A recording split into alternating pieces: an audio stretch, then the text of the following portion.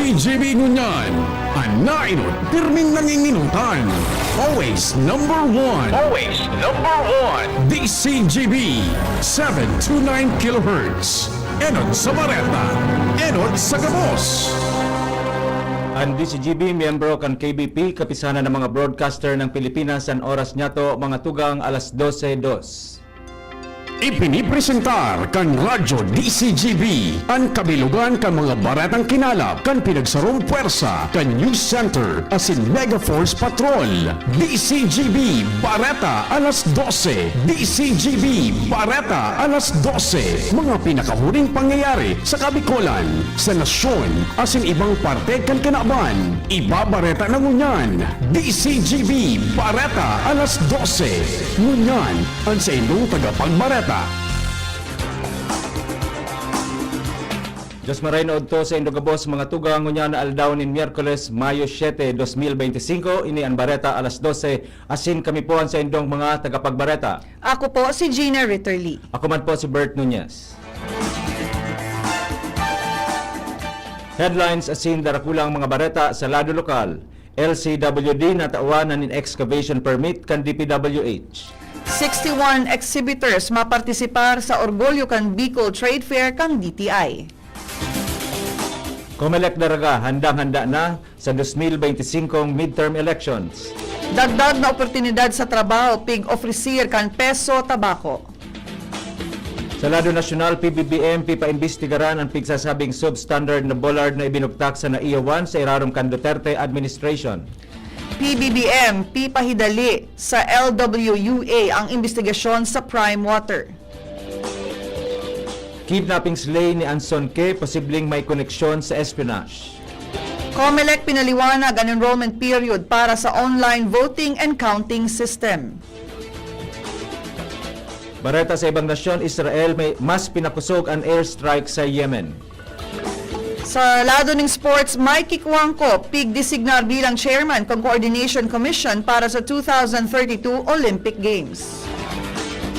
Iyan po ang headlines ngunyan sa mga detalyes kan mga bareta. Ang baretang ini hatod sa Indukan. Plemex for Kids.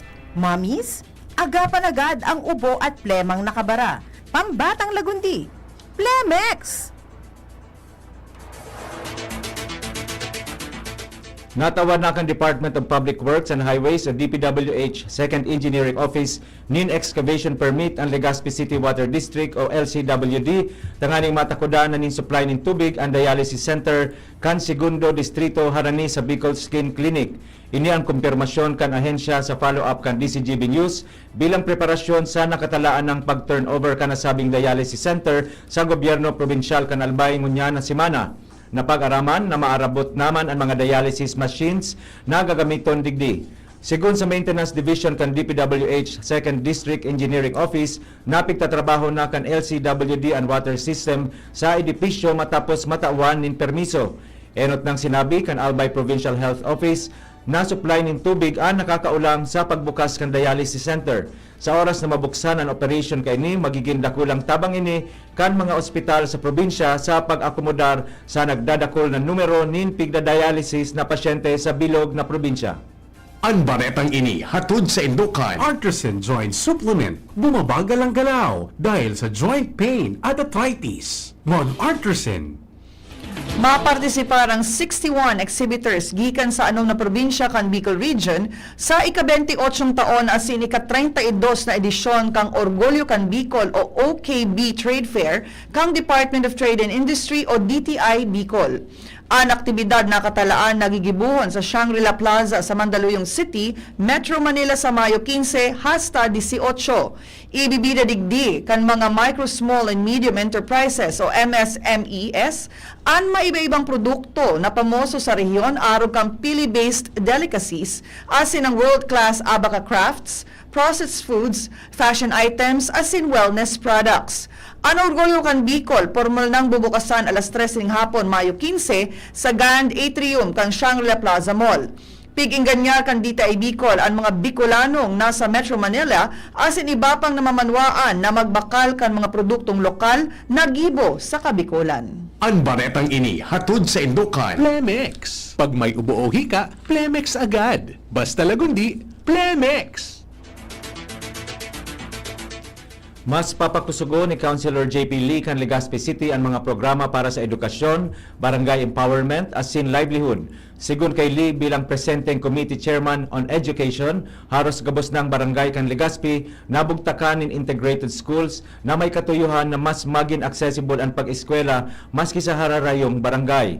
Sa lado kan empowerment, yawnan sa iyang suporta sa mga barangay siring kan mga programa sa sektor kan kababaihan asin ang disaster risk reduction preparedness. Mantang sa lado kan livelihood kay puhanin suporta sa small businesses asin iba pang pagnenegosyo sa syudad mantang igwanin livelihood trainings na pig ofrecer. Katakod kay ni in kaso matauan nin pagkakataon sili priority legislation niya na ibusol ang City College of Legazpi sa pagsasabing dapat ang lambang pamilya kan Legazpeño magkaigwanin college graduate. Apera kay ni pigsiguro man kan opisyal ang pagkakaigwanin additional funds sa livelihood skills asin pagkrear nin sports academy. Dagdag na oportunidad naman sa Tabaco City ang ipig-ofrecer kan Public Employment Service Office o PESO Tabaco. Sigun kay PESO Head Sosimo Buen Consejo, sa aga, Mayo 8, nakatalaan na maghanap ang ng opisina ni mga trabahante para sa pagbukas kang sarong dakulang food chain sa syudad ning Tabaco. Sigun kay Buen Consejo, ang food chain maaarkila sa propriedad kang lokal na gobyerno kan Tabaco asin mabukas tulos sa lalong madaling panahon. Sigun pa sa opisyal na ngangaipo ang nasabing food chain ning 5 cashier, 5 server, 6 na food assembler, 7 kusinero, 5 steward, asin 4 na barista. Tinawaning doon ni Buen Consejo na sa mga interesado, magdumansa na sa iyang opisina sa 5th floor, multipurpose hall kan Tabaco City Hall, alas 8 ning aga, sagkod alas 3 ning hapon. Handang-handa na ang Commission on Elections o COMELEC sa Daraga Albay para sa Mayo 12 midterm elections o sa maabot na Lunes. Iniyan ipinahayag sa DCGB News ni COMELEC Daraga Election Officer Andy Toledo. Sigun sa opisyal, nakataltag na sa man iba-ibang polling centers ang mga automated counting machine o ACM na gagamiton sa pirilian. Nagluluwas sa record ka nasabing opisina na 119 ang mga ACMs na gagamiton sa bilog na munisipalidad kan Daraga sa man iba-ibang clustered precincts. May koordinasyon naman sa PNP para sa proteksyon kan mga ACMs na yaon na sa mga polling centers. Sa ngunyan pigahalat na sana sigun kay Toledo kung igwapang dugang na instruksyon ang sentral na opisina kan poll body. Tulos ninda ining ipapautob. Dahilan digdi sa iyang sinabi na bako man 100% alagad handang-handa na ang COMELEC Daraga para sa Mayo 12 eleksyon. Pig-imbitaran kang Albay Provincial Health Office o APHO ang mga hobenes na magpartisipar sa Youth Summit for Health kan Department of Health Bicol Center for Health Development na gigibuhon sa Mayo 19 sagkod 25, ngunya na taon gigibuhon sa Banwaan kan Malilipot. Katuyan kaini na tipuno ng mga hobenes asin mainganyar sa tamang pag-ataman sa salud. Ang mga interesadong hobenes na may edad 18 sagkod 30 anyos, pwedeng magparehistro sagkod Mayo 11 sa paagi kang link sa YS via FB. Ipigbubusol ni para Mayor Romela Lal Baldo Candaraga Albay na ma-level up ang mga basic services sa Banwaan Candaraga. Sa entrevista kan DCGB News kay Baldo, gusto niyang ayuson ang sistema sa munisipyo para sa mas marikas na serbisyo sa komunidad. Digital naman ang services mantang ipapadagos niya ang trabahong napuunan kan sa iyang agum na si former Mayor Awin Baldo. Plano man ni Lal Baldo na i-expand ang edifisyo kan munisipyo na enot naman na ipigbusol kan sa iyang agum. Maabot sa 851 classrooms sa mga eskwelahan sa probinsya kang Albay ang gagamiton bilang polling precincts para sa Mayo 12 na eleksyon. Sigun kay Schools Division Office Albay spokesperson Froilan Tena, na-inspeksyon na ang mga nasabing mga classrooms bago pa man mag-abot ang automated counting machines o ACMs gikan sa Commission on Elections. Sinabi ni Tena na igwaning 413 non-teaching personnel as in 223 persons naggikan sa DepEd Albay na masirbi sa eleksyon. Apwera kaini nagbilog naman ang sa indang opisina ning sarong task force tanganing mag-monitor as in i-report sa regional as in central office ang sitwasyon may kinaaraman sa pirilian kung saan mapon ini sa Mayo 11 sagkod Mayo 13 ngunya na taon. Hinagad kan mga residentes kan Purok 2, Barangay Mayon, Daraga Albay sa mga otoridad na magkaigwanin inspeksyon sa 6-in-1 Corporation. Ini kasunod kan mabatang parong na naglakop sa lugar kung saan apektadong marhay ang mga residentes dahilan sa poultry dressing plant kan nasabing korporasyon.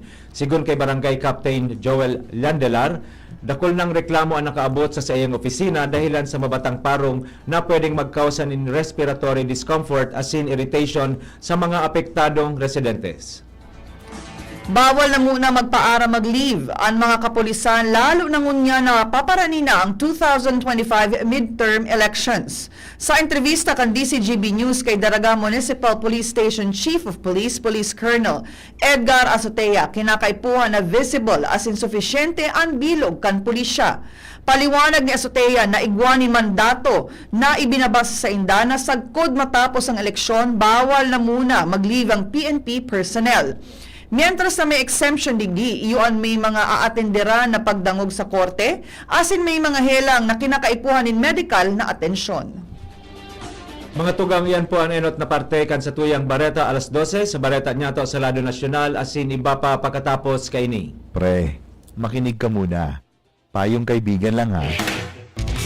Work hard, play hard. Yan ang motto ko dati. Pero nakakapagod din pala katagalan. Sa gitna ng lahat ng mga puyat, inom at pagkain ng masasarap, kasama na ang oily at fatty foods, kailangan pa ring bantayan ang kalusugan. Tamang kontrol ang kailangan. Katuwang ko, ang Live May Silimarin na maaring makatulong protektahan ang atay. Cheers to more good times. Be a liver lover. Mahalagang paalala, ang Live ay hindi gamot at hindi dapat gamitin paggamot sa anumang uri ng sakit. Ang good drinks at good food, perfect combo. Isama pa ang Live para sa kalusugan ng atay. Mabibili sa mga leading drugstores nationwide. May iba't ibang karamdaman ka ba gaya ng high blood pressure, diabetes, sakit sa puso, sa kidney, sa atay, may myoma, na stroke, may gallstones, cancer at marami pang iba? Ang Amazing 4 ng Miracle Health Corporation ang subukan mo. Makakatulong dahil mula ito sa epektibong Amazing Trio at mas lalo pang pinalakas dahil sa Mega 1 na mayroong 21 sangkap. Subok ng nagpapalakas ng immune system at marami na ang mga natulungan na mayroong iba't ibang karamdaman. Huwag nang patagalin pa. At magpakonsulta. Maaaring pumunta kay Doc Joey Bitito sa Barangay 18, Cabangan West, Legazpi City, kaharap lang ng Bangko Sentral ng Pilipinas. O tumawag sa 0998-975-8121 or 0917-853-8933 para sa free consultation sa natural medicine. Mapapanood din ang serbisyong natural, kalusugan at bayanihan sa YouTube channel at sa Facebook page na Doc Joey Bitito. Tandaan ang mga tipid tips para mapanatiling mababa ang konsumo ng kuryente at komportable ang pamumuhay ngayong tag-init. I-schedule ang pagplansya ng isang beses sa isang linggo. Mas mabuti itong gawin bago mag-alas 9 ng umaga at pagkalipas ng alas 9 ng gabi o sa mga oras na wala masyadong gumagamit ng kuryente. Para mas tipid, linisin ang mga aircon filter at condenser kada 6 na buwan at ugaliing isara ang mga pinto at bintana bago buksan ng aircon. Sa masinop na paggamit ng kuryente, masisigurong tuloy-tuloy ang daloy ng kuryente saan man sa bansa. Ang paalalang ito ay mula sa MGCP. Birit na sana kaso parang may gumagasgas. Ganyan ang ubong may plemang mahirap pilabas. Mag-Plemex Forte Syrup. Gawa sa natural na lagundi. Tinutunaw ang plema. Pinipigil ang ubo. Ramdam ang hagod ng ginhawa. Sing your heart out. Basta lagundi, Plemex. Mabibili ang Plemex Forte Syrup 60 ml at 120 ml sa mga pangunahing butikan nationwide. Vitex Lagundo L is a generic name of Plemex Forte. If symptoms persist, consult your doctor. Padi, ako naman makanta. Pindutan na dyan sa pandiurag kong kansyon. Ano nga padi so numero kang paborito mong kanta? Oh, syempre padi. 131, ako Bicol Party List. Oh, yun pala. Diyan man yan ang paborito ko padi. 131, ako Bicol Party List. Pindutan na padi. Makanta na ako. 131, ako Bicol Party List. 131, ako Bicol Party List. Katabang na, kasurog pa. Number 131 sa balota. Naghahanap ka ng kabalikat sa asenso at taman ang urig mo asin mag-asenso ang negosyo. May uno plus na kalidad, mag-uno plus, mag-uno plus. Asa sa imong mauod, serbisyong totoo, produktong garantisado. Mag-uno plus asin urig mo, ang gabat na gusto. Uno plus matabang sa imo, may uno plus na kalidad. Mag-uno plus, mag-uno plus. Asa sa imong mauod. Sa Uno Plus, kalidad na masasarigan mo, serbisyong swak sa imo. Magbisita sana sa Uno Plus Facebook page. Dimples Romana po, tinatanggap ang award for Best Supporting Nanay. Ang suporta ko sa pagbibigay ginhawa, Generica Drugstore. May maalagang pharmacist, mabibigyan ka ng alternative generics na singbisa ng branded sa presyong abot kaya. Up to 85% ang matitipid. May libreng konsulta pa with partner doctors. Tara na sa Generica Drugstore. Suporta natin sa ginhawa. Ginhawang Generica. If symptoms persist, consult your doctor. Tayong mga ina may suporta sa ginhawa, Generica Drugstore. Dimples Romana po para sa ginhawang Generica. Inihahatod sa inyo kang Department of Environment and Natural Resources, Regional Office No. 5. Ang programa, Kapalibutan Ta at Tamanong Ta. Kapalibutan Ta at Tamanong Ta. Programang magtataon ng impormasyon asin kaaraman, manangod sa satuyang kapalibutan, asin sa mandato kang Department of Environment and Natural Resources. Sa tunghinanyugon, kada Huwebes alas 11 sa alas 12 ng pagkaugto, Kapalibutan Ta at Tamanong Ta. Hatod sa Indo kang DENR Regional Office 5 asin kan istasyon na ini.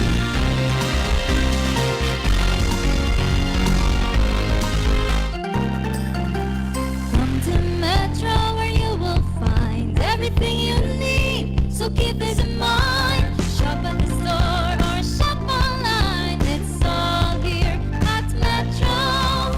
Whatever your beat is, whatever your style.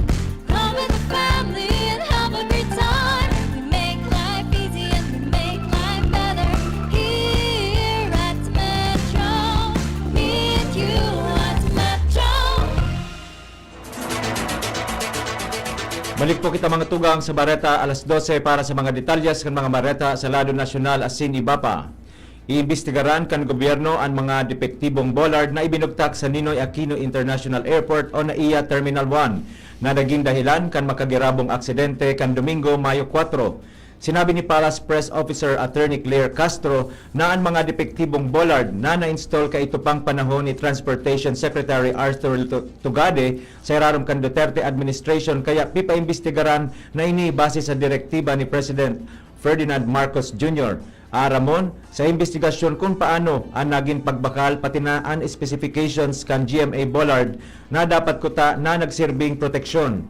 Bilang kasimbagan, nakatalaan na inspeksyonon ni DOTR Secretary Vince Dizon ang mga bollard na nakabugtak sa aeropuerto asin ang marikas na pagsalida kaini para makasiguro sa kaligtasan kan publiko. Magigiromdoman na sa nangyaring aksidente, dahi na nagibong mapugulan kan mga nakabugtak na bollard sa NAIA Terminal 1 ang SUV na nag-arado sa mga tawo sa entrance kan aeropuerto na nagresulta sa pagkagadan kan duwa ka tawo asin pagkalugad nin iba pa. Gusto kan Malacañang na matapos tulos ang investigasyon sa Prime Water na pagsadiri kan Pamilya Villar para makagibo ning magkakanigong aksyon may kinaraman sa reklamo kan mga konsumidores kan water company. Sigun pa kay Palace Press Officer Attorney Claire Castro, daing itinaong deadline si President Ferdinand Marcos Jr. sa Local Water Utilities Administration o LWA, alaga daing ikaypuhan laygayon dahil daing dapat mag-ahaloy ang sakripisyo kan mga konsumidores kan Prime Water. Igiimbestigara naman kung may kinaraman sa espionage o pang-espiya ang kidnapping slay kan Filipino-Chinese businessman na si Anson Ke asin driver kaini na si Armani Pabilio. Sigun sa Anti-Money Laundering Council o AMLC, kumpirmadong ansaro sa mga accounts na nakaresibi kan pigsasabing ransom money pagsadiri nin sarong ni Kim Hee, si Nick Kinhee, saro sa mga Chinese national na inaresto kan National Bureau of Investigation o NBI kan Pebrero dahilan sa pang-espiya. Sigon ka AMLC Director Emmet Manantan, ang e-wallet na ini saro sana sa mga key players o nakaresibin in kwarta hali sa junket operators na dapat ang primary purpose iyon para sana sa mga gaming purposes. Sinabi ni Manantan na nahilingkan sa indang ahensya na nagkaigwanin exchanges sa pag-ultanan kan e-wallets na ini na dapat pang masairarom sa mas hararong pang investigasyon. Apisar kay ni dayman na pigkonfirmar ni Philippine National Police o PNP Chief Police General Romel Francisco Marbil na igwaman ng GAD nin koneksyon and kidnapping for ransom operations kan mga suspect sa pang-espiya ni Kinhi. Pig-extender kang Commission on Elections o COMELEC and Bank ang enrollment period para sa Online Voting and Counting System o OVCS para sa 2025 midterm elections poon Mayo 7 sagkod Mayo 10. Base sa COMELEC Memorandum Number 250714 na ipinaluwas kan Mayo 5. Pigtutugutan ang kahagadan kan overseas voting na palawigon ang deadline para sa pre-voting enrollment period. Kanakaaging aldaw pigkakarkulong nasa 200,000 overseas Filipino voters na ang nakaparehistro para sa pre-voting enrollment system. Nagbutwaan na ang sarong negosyante na nagsumitir ng reklamo kontra kay Davao City Representative Pulong Duterte. Sinabi ni Criston John Patria na dain ang atrasan ang sa iyang pagsumitir ng reklamo kontra sa kongresista.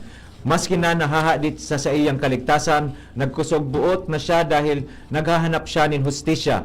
Kaibahan sa mga isinangat niyang reklamo kontra kay Pulong Duterte, ang grave threat as in physical injuries. Ini matapos siyang kulugan ni nagkapirang beses asin sinuntok mantang may kaputpang kutsilyo. Sa giraray na ipinag-insistir kan biktima na voluntaryo ang pagsulong niya kan kaso asin daing sisayman na nagsubol o nag-inganyar sa iya para magsaangat nin kaso. Suhay ini sa mga alegasyon na may halong politika ang pagsaangat nin kaso kontra kay Congressman Duterte. Na negatibo sa alak asin illegal na droga ang driver kan SUV na suminalpok sa pa-center entrance kang NAIA Terminal 1 kang Domingo, Mayo 4 kung sa Indua ang nagadan. Gustong sabiyon, sigun kay Cesar Lumiwes, Aviation Security Unit National Capital Regional Chief, na wara ning impluensya nin alak o droga ang driver kan mangyari ang insidente sa Terminal 1. Sinabi ni Lumiwes na bago ang makagirabong insidente, hinatod kan driver ang siyang boss kang Domingo. Sigun man sa Aviation Security Group, nasa ngunyan pigkokonsiderar na human error ang insidente na guminadan sa buhay ng sarong 5 anyos na aking babae asin 29 anyos na lalaki. Naghahampang man ang driver sa duwang counts ning reckless imprudence resulting in homicide, multiple physical injuries as in damage to property. Mantang sinuspender na kan Land Transportation Office nin 90 dias ang lisensya kan inbueltong driver. Pareta sa ibang nasyon, mas pinakusog pa kan Israel ang sa indang pag-atake sa Houthi rebels sa Yemen. Pinakahuring pag-atake kan Israel iyo ang Sanaan Airport sa Yemen. Ang nasabing airstrike bilang pagbalos ninda sa pigigibong pag-atake kan Houthi rebels sa Ben Gurion Airport sa Tel Aviv. Segun sa Israel, kung si Isayman ang mangungulog sa Sainda, lauman na 7 beses na mas makusog ang balos sa Sainda. Pigko-konsiderar man kan Israel na ang nasabing pag-atake sa Yemen, iyo ang sarong magabat na mensahe sa Iraq na nasa likod na nagsusuporta sa Houthi rebels. Sa bareta niya to sa lado ng sports, pigdesignar si Mikey Kuangko Jaworski bilang bago pamayok ang International Olympic Committee o IOC Coordination Commission para sa 2032 Olympic Games sa Brisbane, Australia. Ang appointment ipinaluwas ni IOC President Thomas Bach kasunod kang kahagadan ni President-elect Kirsty Coventry na naglusad sa pwesto matapos ang pagpakapili sa iya bilang IOC President. Bilang Commission Chair si Jaworski ang ma-oversee kan planning as in delivery kan Olympic Games Brisbane 2032. Ang sa iyang papel, iyo ang siguraduhon na ang gabos na aspeto kan proyekto na gibo as in naipatob sa halangkaw na standards na makrear ning inclusive, sustainable as in memorable Olympic experience para sa mga atleta, fans asin sa komunidad. Si Mikey Kuangko Jaworski, miyembro kang Executive Board kan IOC, puon pa kang taon 2020. Naimbento kan mga eksperto ang Baseus Blade 2 ini sarong power bank na ultra slim as in smart portable charger na kompwesto nin built-in digital display screen. Apera ka ini iguan in premium design kung saan pwede ining magamit bilang laptop charger. Para po sa satuyang special story, pigtutukan kang gobyerno probinsyal kang Albay na maisabay ang dahon kan gabi o taro leaves sa mga mayor na produkto sa Provincial Commodity Investment Plan o PCIP. Ini matapos ang gibuo ng konsentrasyon kang Department of Agriculture Bicol as in Provincial Project Management and Implementing Unit kasabay an malain-lain na ahensya siring kan DTI, DOST as in mga farmers cooperatives. Ngunya na Mayo 7 kan taon na 1892 namundag si Private Thomas Mateo Claudio sa Morong Rizal. Siya sarong former Bureau of Prisons employee as an kainot-inoteng Filipino soldier na nagadan sa First World War. Mga tugang iyan na po ang kabilugan kan sa tuyang alas 12 mga bareta, tinipon asin kinalap sa DCGB News Base. Some shout-outs, happy viewing to Josa Casey asin sa iyang kaibang gwapo, to Yad Rempilio watching from Ligao, and to Sir King Reginaldo. Diyos marayin aga man po sa Indo.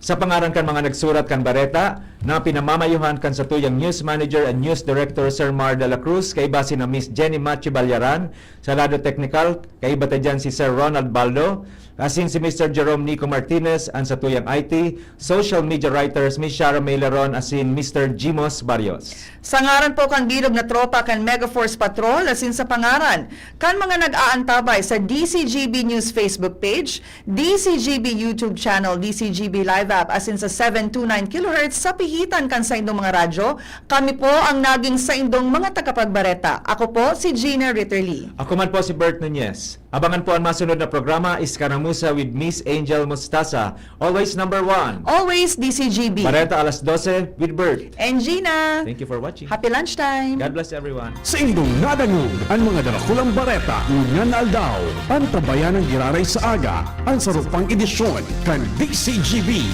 Bareta alas 12.